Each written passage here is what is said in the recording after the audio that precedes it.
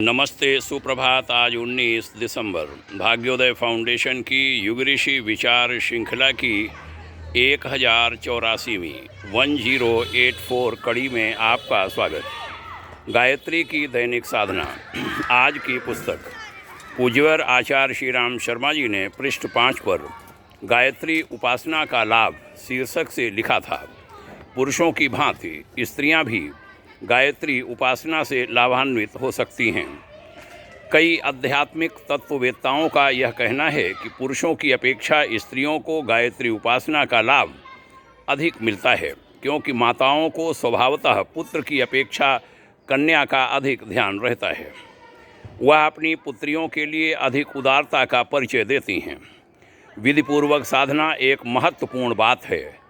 किसी कार्य को उचित क्रिया पद्धति के साथ किया जाए तो उसका लाभ और फल ठीक प्रकार मिलता है, ज़्यादा मिलता है।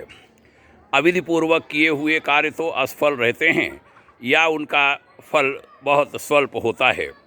इसलिए गायत्री उपासकों की उपासना का विधि विधान भली प्रकार समझ लेना चाहिए।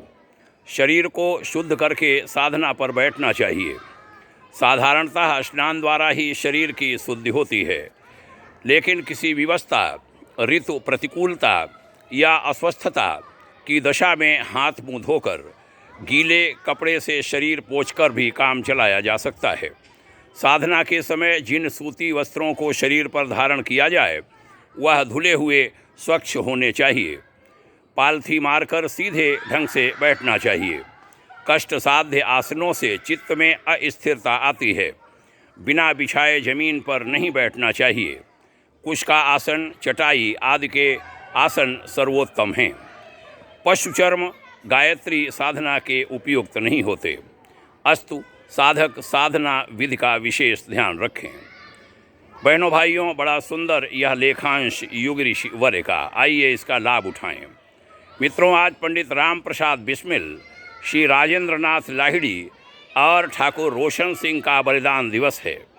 वर्ष 1927 में आज के ही दिन अंग्रेज़ सरकार ने उन्हें काकोरी कांड की सज़ा देते हुए फांसी पर लटका दिया था। तीनों महावीरों को हम सबकी भावपूर्ण श्रद्धांजलि। इन तीनों महावीरों के अलावा उस घटना में थे पंडित चंद्रशेखर आज़ाद, लेकिन उनको अंत तक अंग्रेज़ पुलिस पकड़ नहीं पाई थी। इसके अलावा कुछ को 10 वर्ष की सज़ा हुई थी, कुछ को 7, कुछ को 5, कुछ को 3 वर्ष की। श्री रामकृष्ण खत्री लखनऊ के भी उनमें थे जिनको 10 साल की सज़ा हुई थी। उनके पुत्र श्री उदय खत्री का अभी हाल में निधन हुआ है। भावपूर्ण श्रद्धांजलि सभी महावीरों को, जिनके कारण हम सब आज़ाद हैं। बहुत बहुत शुभकामनाएं उनके उत्तराधिकारी परिजनों को। शुभकामना, मंगल कामना। ओम शांति।